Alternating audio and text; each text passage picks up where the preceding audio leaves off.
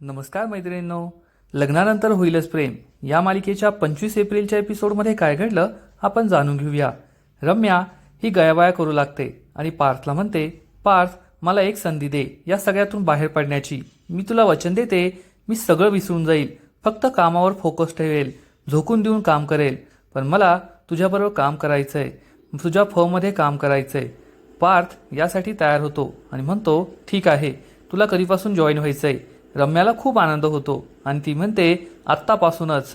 पार्थ यासाठी तयार होतो आणि वेलकम टू द फर्म म्हणून रम्यासमोर हात पुढे करतो. परंतु रम्या ही चक्क पार्थला घट्ट मिठी मारते आणि त्याला थँक्यू म्हणते. ती म्हणते, तू येथेच थांब, मी तयार होऊन येते. आणि ती तयार व्हायला रूममध्ये जाते. आपला प्लॅन यशस्वी झाला म्हणून रम्याला खूप आनंद झालेला असतो. तर इकडे नंदिनी जीवा आणि काव्याला घेऊन कोर्टात पोहोचते. तेथे तिला अंजली नावाची मुलगी भेटते. अंजली नंदिनीला म्हणते, ताई बरं झालं आज माझी आणि तुमची भेट झाली, नाहीतर मी जीवच देणार होते. हे ऐकून नंदिनीला मोठा धक्काच बसतो. नंदिनी विचारते, एवढं काय झालंय? तेव्हा अंजली सांगू लागते, हे माझे बाबा आहेत आणि हा माझा नवरा आहे. माझ्या बाबांनी या मुलाशी जबरदस्तीने माझं लग्न लावून दिलं, परंतु त्याने सुद्धा माझा मोठा विश्वासघात केलाय. हे ऐकून नंदिनीला मोठा धक्काच बसतो. अंजली सांगू लागते की माझं एका मुलावर प्रेम होतं, परंतु तो मुलगा नोकरीला नव्हता, काही कमवत नव्हता, म्हणून आम्ही दोघांनी ठरवलेलं की आपण नंतर लग्न करूया. परंतु बाबांनी या मुलाशी माझं लग्न ठरवलं. तेव्हा बाबांना मी सांगितलं की माझं दुसऱ्या मुलावर प्रेम आहे, मला या मुलाशी नाही लग्न करायचं. पण बाबांनी माझं काहीच ऐकून घेतलं नाही आणि जबरदस्तीने या मुलाबरोबर माझं लग्न लावलं. नंदिनी ही तिला समजावून सांगते, आईबाबा आपल्यासाठी जो निर्णय घेतात तो कधीकधी योग्य असतो. परंतु अंजली म्हणते, मी ते मान्यही केलं ना, परंतु या माणसाशी त्यांनी माझं लग्न करून दिलं ना, हा एक नंबरचा खोटाडा आहे. त्याचं एका दुसऱ्या मुलीवर प्रेम आहे, बाहेर लफडं आहे. 3 वर्षांपासून ते एकमेकांवर प्रेम करतात. हा माणूस त्याचा अर्धा पगार त्या मुलीवर उडवतो. एवढंच नाही तर आमचं लग्न झालेलं असतानाही या दोघांनी सगळ्या लिमिट्स पार केल्या. त्या मुलीने याच्यामुळे अबॉर्शन सुद्धा केलंय. हे ऐकून नंदिनी, काव्या आणि जीवाला मोठा धक्काच बसतो. काव्या आणि जीवाला हे सगळं ऐकून आपली लव्ह स्टोरी आठवत असते की आपण सुद्धा असंच एकमेकांवर प्रेम करायचो. नंदिनी विचारते, पण तुला कसं समजलं की याचं दुसऱ्या मुलीवर प्रेम आहे? अंजली सांगते, त्या मुलीनेच मला फोन केला होता, मला भेटायला बोलवलं होतं. तेव्हा याने तिला दिलेले सगळे गिफ्ट्स मी पाहिले. जेव्हा आमचं लग्न जमलं तेव्हा तो तिला म्हणाला की आता आपला काहीच संबंध नाहीये. 3 वर्ष एकमेकांबरोबर राहिल्यानंतर, तिला अबॉर्शन करायला लावल्यानंतर या माणसाने तिला सोडलं आणि माझ्याशी लग्न केलं. नंदिनी म्हणते, पण प्रत्येकाचा एक पास्ट असतोच ना. तेव्हा अंजली सांगते, ते मीही समजू शकते, परंतु आमचं लग्न झाल्यानंतर सुद्धा हा माणूस तिला भेटत राहायचा आणि यांच्यामध्ये संबंध होते. तेव्हा मात्र नंदिनीला कळतं की सगळी चूक अंजलीच्या नवऱ्याचीच आहे. तर काव्या आणि जीवाला सुद्धा मोठा धक्काच बसतो. या अंजलीचे बाबा म्हणतात, तुम्हाला आधी हे सगळं का नाही सांगितलं? तर अंजली म्हणते, बाबा तुम्ही माझ्याशी बोलताय का? इतकी दिवस तर तुम्ही माझ्याशी बोलला नाहीत. माझ्यावर राग धरून बसला होता, अबोला धरला होता. जेव्हा मी तुम्हाला माझ्या प्रेमाबद्दल सांगितलं तेव्हा तुम्ही जबरदस्तीने या मुलाबरोबर माझं लग्न लावून दिलं आणि माझ्याशी अबोला धरला. आणि आज तुम्ही मला हे सगळं विचारताय का? तेव्हा सुद्धा मी तुम्हाला सगळं सांगितलं असतं तर तुम्ही माझ्यावर विश्वास ठेवला असता का? इकडे रम्या ही ऑफिसला जायला तयार होत असते. तेव्हा वसू आत्या तिला विचारते, एवढी तयार होऊन कुठे चाललीस? रम्या सांगते, माझ्या पार्थला मिळवायचा मार्ग मला सापडलाय. वसू आत्या विचारते, नेमकं काय करणार आहेस तू?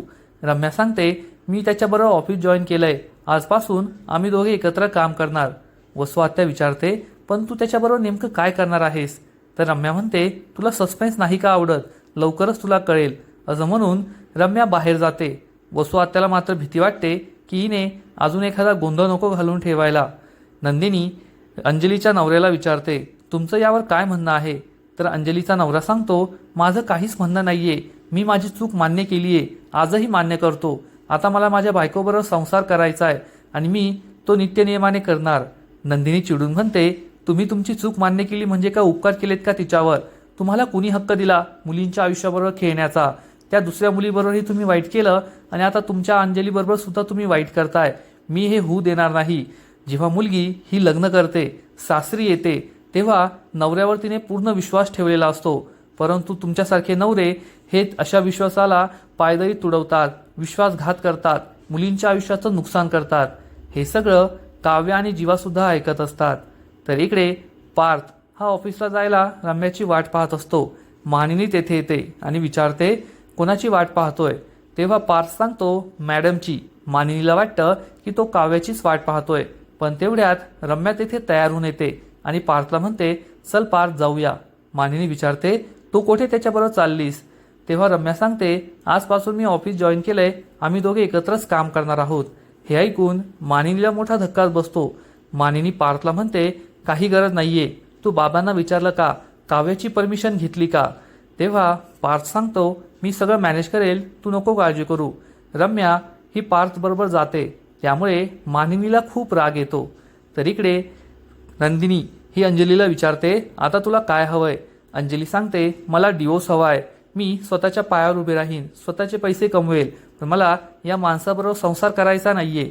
तर अंजलीचे बाबा म्हणतात तुला एकटं राहायची काही गरज नाहीये, तुझा बाप अजून जिवंत आहे, तू माझ्याच घरी चल. अंजलीला खूप आनंद होतो आणि ती बाबांना मिठी मारते.